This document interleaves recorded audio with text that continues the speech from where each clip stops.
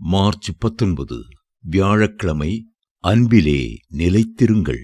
நான் என் பிதாவின் கற்பனைகளை கைக்கொண்டு அவருடைய அன்பிலே நிலைத்திருக்கிறது போல நீங்களும் என் கற்பனைகளை கைக்கொண்டிருந்தால் என்னுடைய அன்பிலே நிலைத்திருப்பீர்கள். யோவான் 15:10.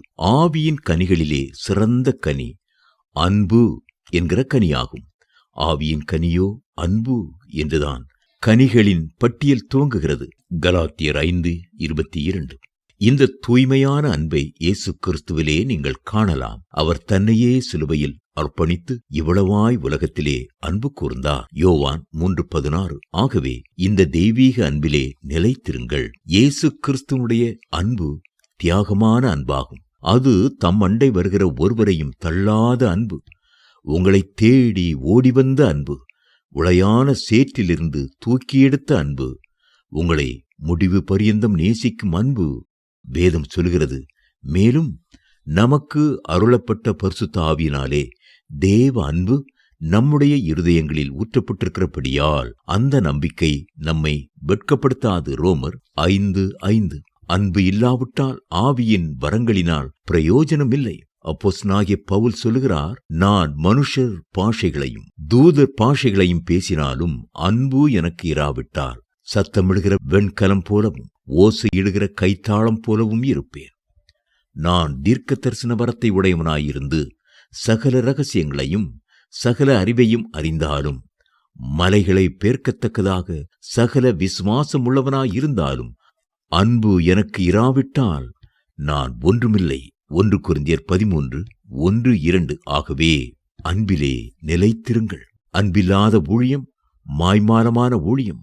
அன்பில்லாத உள்ளம் வெறுமையான உள்ளம். கடைசி நாட்களில் அக்கிரமம் மிகுதியாவதினால் அநேகருடைய அன்பு தணிந்து போகும். மத்தேயு 24:12. உங்கள் அன்பு தணிந்து போகாமல் குறைந்து போகாமல் எப்பொழுதும் அந்த தெய்வீக அன்பை அனல் மூட்டி எழுப்புங்கள்.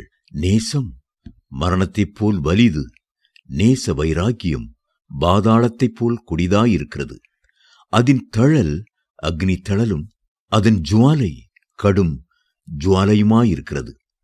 திரளான தண்ணீர்கள் நேசத்தை அவிக்க மாட்டாது, வெள்ளங்களும் அதை தணிக்க மாட்டாது. ஒருவன் தன் வீட்டிலுள்ள ஆஸ்திகளையெல்லாம் நேசத்துக்கு கொடுத்தாலும் அது முற்றிலும் அசட்டை பண்ணப்படும். உன்னத பாட்டு 8:6-7. அன்புக்கு இலக்கணம் வகுத்தவர் இயேசுதான். அவரிலேதான் பூரண அன்பை காண முடியும். வேதம் சொல்கிறது, நாம் பாவிகளாயிருக்கையில் கிறிஸ்து நமக்காக மரித்ததினாலே தேவன் நம்மேல் வைத்த தமது அன்பை விளங்க பண்ணுகிறார். ரோமர் 5:8.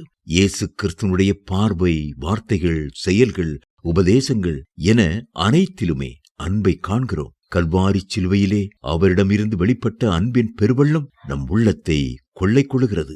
தெய்வ பிள்ளைகளே, அன்பிலே நிலைத்திருங்கள்.